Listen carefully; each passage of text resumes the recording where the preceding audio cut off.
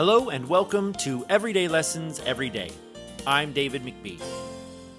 Based on my book by the same name, this podcast is for those of us who believe in personal growth and want to improve every day. This is episode 22, Face Your Fears Part 2, It's Okay to Be Vulnerable. I just returned from my annual off-road adventure, and I have a lot to share with you. Let's back up for new listeners just to make sure that we're all on the same page.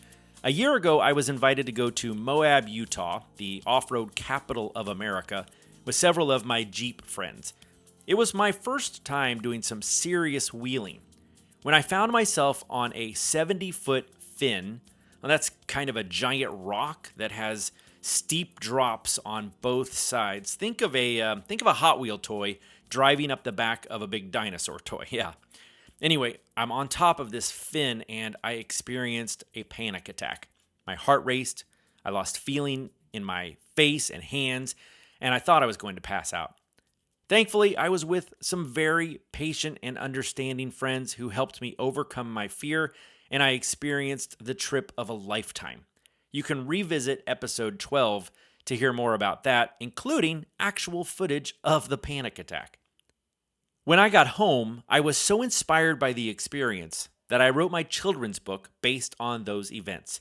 It's called DJ's Off-Road Adventures, DJ Faces His Fear. Since writing the book, I have become an advocate for overcoming anxiety and facing fears, specifically by reframing fear as excitement. Because the physical manifestations of anxiety are so similar to excitement, a person can use this strategy to convince themselves that the anxiety is excitement, and that helps them overcome the fear. Dozens of readers of the book have told me that their little ones use this reframing concept to feel braver. One little reader even told his mother that he wanted to face his fears just like DJ. Okay, so we should be caught up. Now let me tell you about this year's events, starting back in July of this year when we started planning the trip. My friend Jeff, who appears in my book as the character Hooper, by the way, is starting his own off-road tour company. I've volunteered to help with his marketing, including building his website, helping with his brand, and creating some marketing materials. The goal of this year's trip was twofold. One, to get his friends together and revisit the mountain where he and his beautiful wife got married last year. And two, to get lots of photos and video footage for future marketing of his new business. The biggest difference between last year's trip and this year's was that the whole trip would take place in Colorado, and we were planning on hitting some difficult trails in the mountains. For example, Imogene Pass and Black Bear Pass are two of the more famous trails and are rated 4.5 out of 5. Not so much for the obstacles that the vehicle has to overcome, as one might experience in Moab, but for the high shelf roads and tight switchbacks at the top of the mountains. We're talking about trails that are just a little wider than a vehicle and are on the edge of a 1,000-foot drop.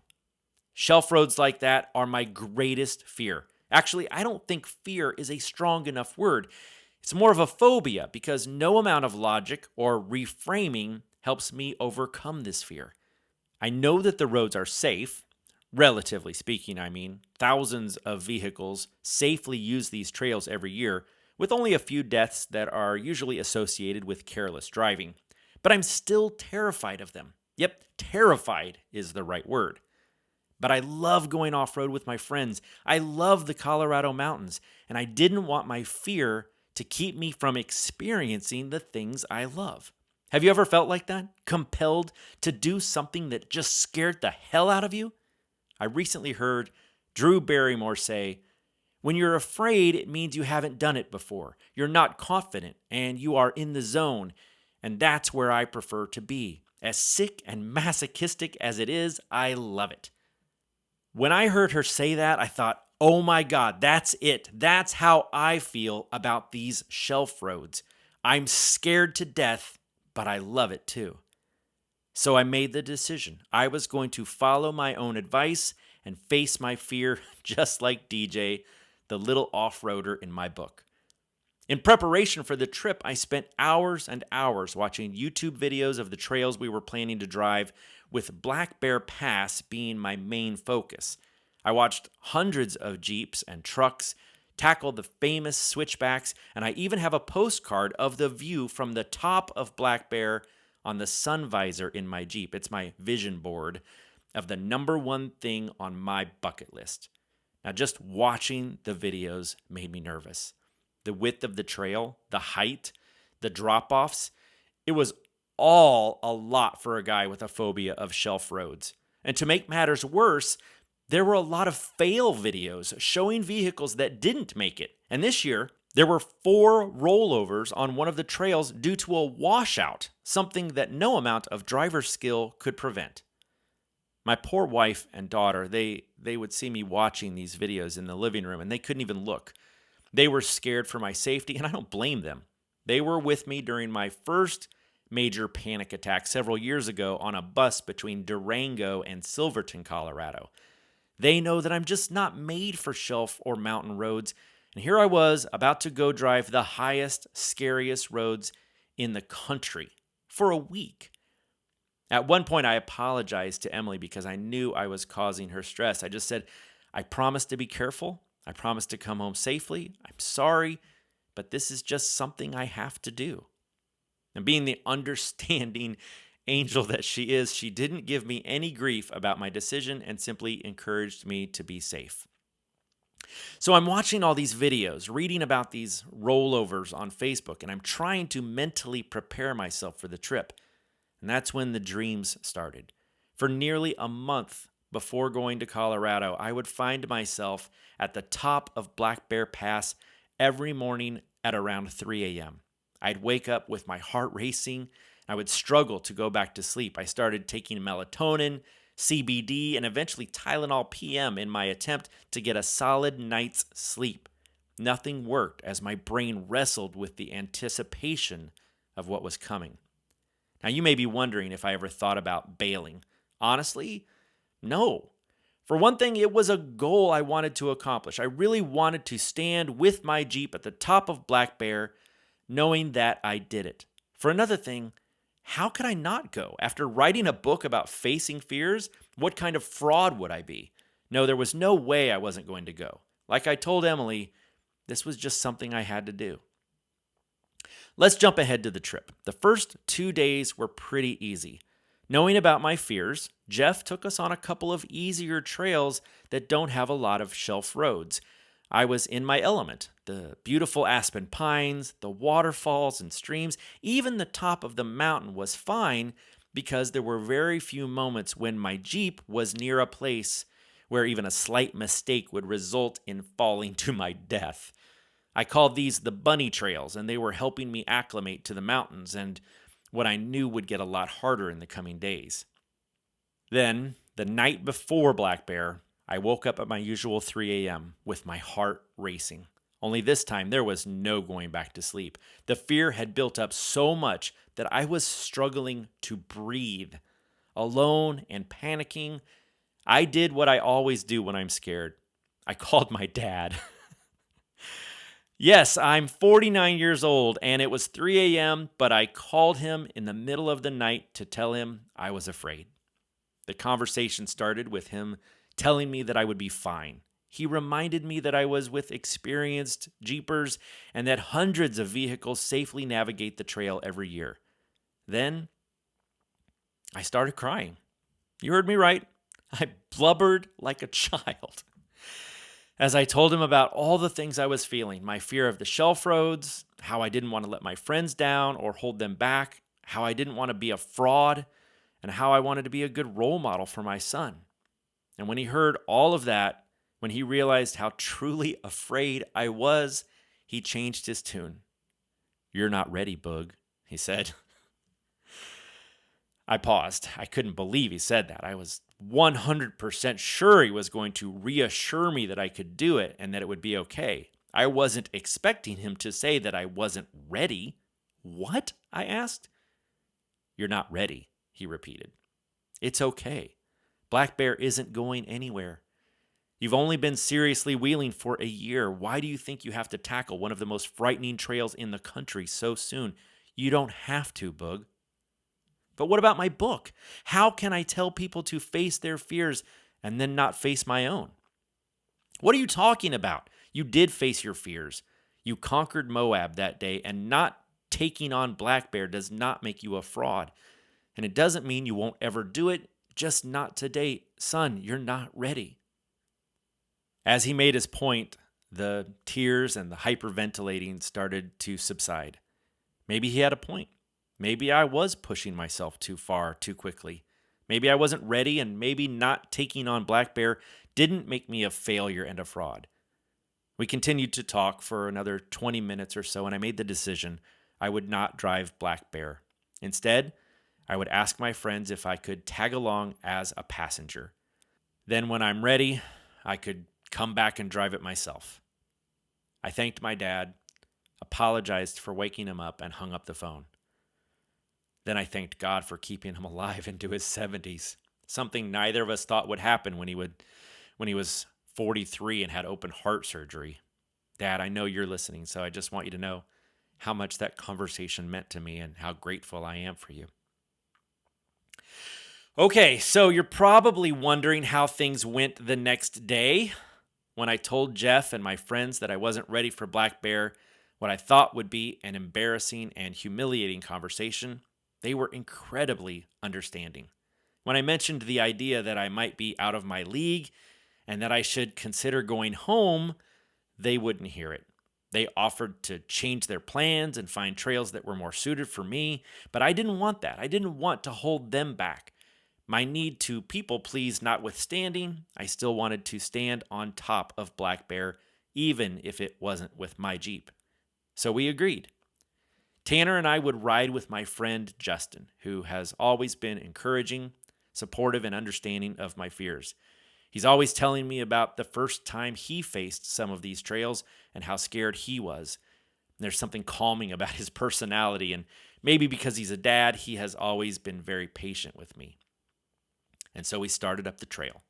It very quickly turned into shelf roads, and my heart started to race. So much, in fact, that my Apple Watch started giving me credit for doing a workout. Now, that usually only happens when a heart rate exceeds 100 beats per minute. So if that gives you any perspective. I'm not a great passenger anyway, but on shelf roads, I'm even worse. Every time we went around a corner and the drop was pretty steep, I would take deep breaths or moan or even whimper. I know there was a part of Justin that just wanted to laugh because I sounded like a dirty movie. But to his credit, he was incredibly compassionate. When my anxiety got too high, I asked the group to stop. We radioed everyone and we took a break. Getting out of the Jeep helped me and allowed me to compose myself. I knew I was holding up the group, but to their credit, they all reminded me that none of them were in a hurry and that stopping gave them a moment to take in the beautiful views. After the break, the trail turned into the mountain and the shelf roads were behind us for a while. Now we were rock crawling and driving over cool obstacles. This was more my speed. Justin offered to let me drive, so I could at least say that I drove part of Black Bear. Have I mentioned how awesome he is? Now, after driving a while, we encountered some more shelf roads. Justin encouraged me to stay in the driver's seat, and I did. I focused on the road in front of me, not daring to look over the edge. When we turned a corner, Jeff's wife, Desiree, saw that I was driving and gave me an encouraging smile and thumbs up. Not only was everyone patient with me, they were also proud of me. We continued like that for a while. I eventually gave Justin his Jeep back, not wanting to take away his experience of driving Black Bear, when we got to the top of the switchbacks. This was the moment of my nightmares. This was where I found myself at 3 a.m. every morning for the past month, and it was more than I could take. It's a steep and rocky trail that declines, and it feels like you're going to drive straight off the cliff into certain death. Even people without my phobia tend to do their share of butt clenching at this point on the trail. So I got out of the Jeep and I walked. Now, I want to be clear, I'm not afraid of heights. I love to fly. I love to go to the top of tall buildings. I've even bungee jumped from a crane. There's just something about being in a car on a cliff that scares the crap out of me.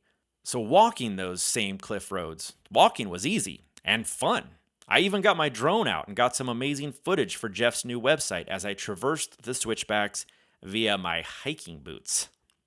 The good news is that I could walk as fast as some of the vehicles were driving the switchbacks, so I didn't get left behind. Honestly, it all worked out brilliantly because I had an absolute blast on Black Bear.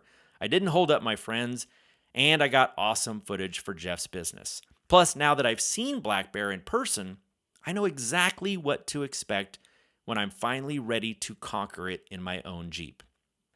Happy ending, right? Well, not exactly. Based on my fears and anxiety, I know that the group changed their plans for me. We were going to tackle Imogene Pass the next day, but knowing it has even more shelf roads than Black Bear, we hit up Poughkeepsie Gulch instead. And for the record, those had some pretty crazy shelf roads too, but when you're out there and suddenly find yourself on one, it's not like you can turn around. So, hello exposure therapy. I found myself driving on some of those 1,000-foot drop roads anyway. At one point, too afraid to look for myself, I asked my son, "How far is that drop? Are we talking serious injury or certain death?" Tanner replied, "It's really not that far down, Dad. Maybe 100 feet. Okay, that's still high, but not certain death, I reasoned. Then about 10 minutes later, when the road was behind us, he said, "Dad, remember when you asked me how far down that was?" I lied. It was actually more like 3,000 feet. What? Oh my God, I'm so glad he lied. Then he went on to say, "Dad, there's no way you could have done these trails before. You've come a long way." How lucky am I, both my father and my son coming through for me on this trip. So, what's the everyday lesson here? Is it face your fears? Is it some version of face your fears, as in kinda, sorta face your fears to the best of your abilities? Maybe. That's certainly a lesson about knowing your limits, or maybe not pushing yourself too far.